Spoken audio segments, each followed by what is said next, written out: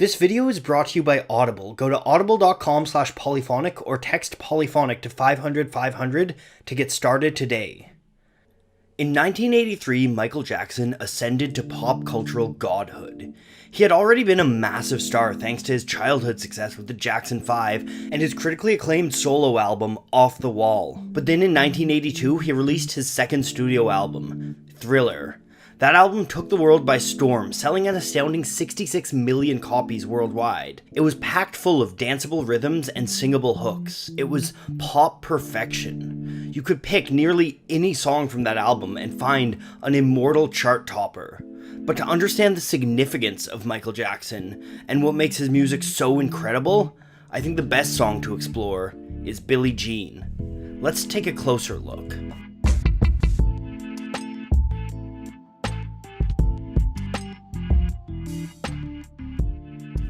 The lyrical origins of Billie Jean go back to Michael Jackson's early days touring with the Jackson 5. While Jackson was still a child in those days, his brothers were the subject of plenty of adoration from groupies. Every time these groupies tried to get backstage, they would claim that one of the Jacksons had fathered their son. As Michael Jackson grew into superstardom, these experiences evidently came back into his mind. In fact, Jackson himself started receiving letters from a woman who claimed that one of her children was his son. While it seems like an unlikely lyrical topic to form a pop hit around, it served to show the pressure and paranoia around Jackson as he became one of the biggest names in music. But as strong as the lyrics are, they're not what lifted Billie Jean to success. Billie Jean soared because of Michael Jackson's impeccable musicality, his rhythm and pop sensibilities that just couldn't be matched. The entire song was built from a bass lick, though that lick itself wasn't actually entirely original. Jackson was influenced by two different songs when writing the bass line. I Can't Go For That by Hall & Oates, and State of Independence by John and Vangelis, later covered by Donna Summer. And while these songs use similar notes, neither can capture you and pull you into a groove like Billie Jean does. Jackson didn't try to do anything too fancy with the music. He put a simple backbeat behind the bass line. That backbeat, with emphasis on the 2 and 4 of each measure, is one of the most basic drum beats in all of popular music. There's nothing glamorous to it, but the beat locks in with the bass and becomes the lifeblood of the song. In fact, throughout the entire song, the drum beat basically doesn't change. By keeping it so simple and repetitive, Jackson is able to highlight the bass line. Jackson knew the bass line was the key to the whole song, so he wanted to milk it for all it was worth. But this proved to be a contention between Jackson and his producer, the legendary Quincy Jones. Jones wanted to cut the intro of the song shorter. He wanted to get right to the melody. But Jackson felt differently. He said the bass line was what made him want to dance. And so off the top of the song, you get 30 seconds of the bass before the melody comes in. For a pop song, that's pretty unusual. In that intro, Jackson also introduces the synth line.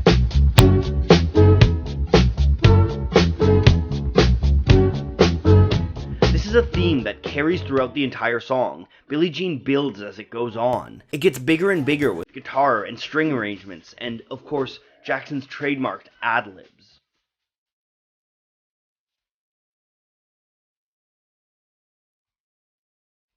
But while the song is growing around it, the melody, drum beat, and bass line remain consistent.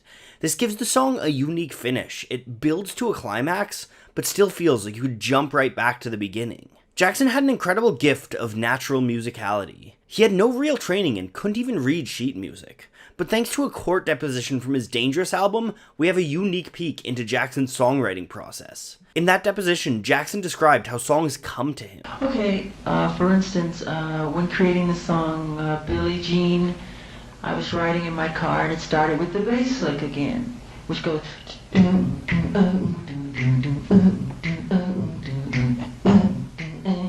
And on top of that, I hear the chord. Then the melody, she was more like a beauty queen from a movie scene.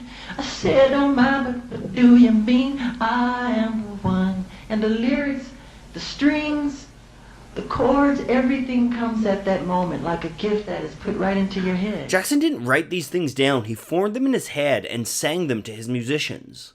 This process nearly turned into catastrophe on the day that Jackson wrote Billie Jean, though. As the story goes, Jackson was driving his Rolls Royce around during a break in recording. While driving, Billie Jean started to come to Jackson and he sang it out, finding the chords and melody.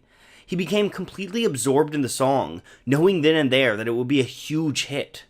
However, he was interrupted when a motorcyclist pulled up next to his car and said, "Your car's on fire." Jackson had become so enthralled in the song that he didn't realize the entire undercarriage of his car was smoking. Of course, Jackson was right to be enthralled by the song. It did turn out to be a massive, groundbreaking hit.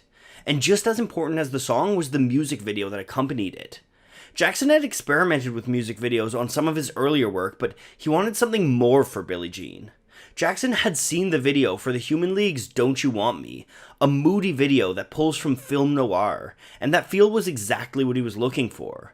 It was cinematic, and it felt like it should be played on a big screen.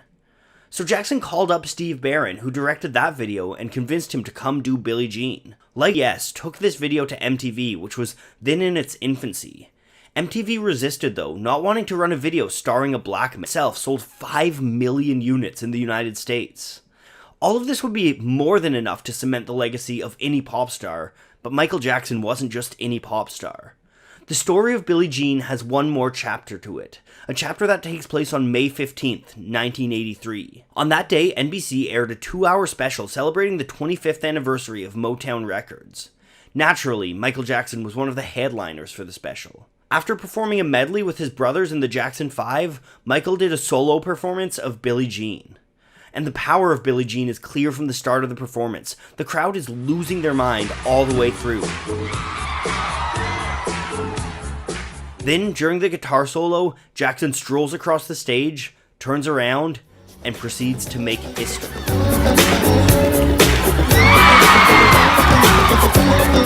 The Motown 25 performance was Michael Jackson's debut of the moonwalk. While Jackson didn't invent that dance move, he perfected it, and it became synonymous with Jackson, cementing his immortal legacy. Billie Jean was a turning point in Jackson's career. From the moment he performed that song in 1983, from the moment of that first moonwalk, Jackson was no longer just a pop star. He was the king of pop. Michael Jackson's ascension didn't just change the music of pop, it changed the entire industry. If you want to learn more, you should listen to Zach O'Malley Greenberg's Michael Jackson Inc. on Audible. Audible is the best place online to find audiobooks, and personally, I love audiobooks. I often listen to them while I'm at the gym or on a long drive or even just doing chores around the house. They allow me to maximize my productivity and get through my ever-growing to-read list. So go to audible.com/polyphonic or text polyphonic to 500-500 and you can start a 30-day free trial. Audible members get 3 free titles a month, 1 audiobook and 2 Audible originals. So if you're looking for something else, try out Daniel Levitin's This Is Your Brain on Music, one of the seminal scientific books about music. So why not give it a shot? Go to audible.com/polyphonic or text polyphonic to 500-500 to try it out today. Following that link will get you 30 days free and show your support for my channel.